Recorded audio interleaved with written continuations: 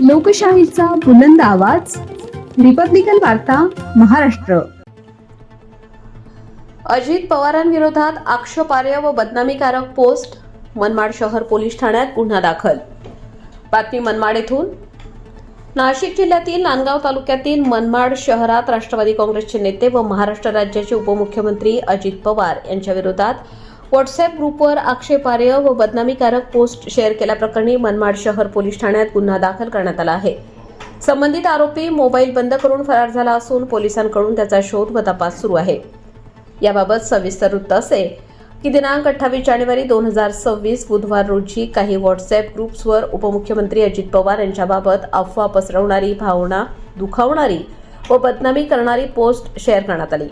या प्रकारामुळे समाजात गैरसमज निर्माण होण्याची शक्यता असल्याने नागरिकांमध्ये तीव्र संताप व्यक्त करण्यात आला. राष्ट्रवादी काँग्रेसचे नेते गुरुकुमार निकाळे यांनी दिलेल्या तक्रारीवरून मनमाड शहर पोलीस ठाण्यात गुन्हा दाखल करण्यात आला आहे. प्राथमिक तपासानुसार गणेश कुंगर नावाच्या व्यक्तीने ही आक्षेपार्ह पोस्ट शेअर केल्याचे समोर आले असून पोस्ट शेअर केल्यानंतर आरोपीने मोबाईल बंद करून फरार झाला आहे. कार्यकर्त्यांनी तात्काळ कारवाईची मागणी केल्यानंतर पोलिसांनी गुन्हा नोंदवून तपासाला गती दिली आहे. सोशल मीडियावर अफवा पसरवून सामाजिक शांतता बिघडवणाऱ्यांविरोधात कठोर कारवाई करण्यात येईल असा इशाराही पोलिसांकडून देण्यात आला आहे. रिपब्लिकन वार्ता महाराष्ट्र न्यूजसाठी नांदगाव प्रतिनिधी मुक्ताराम बागुल, नाशिक.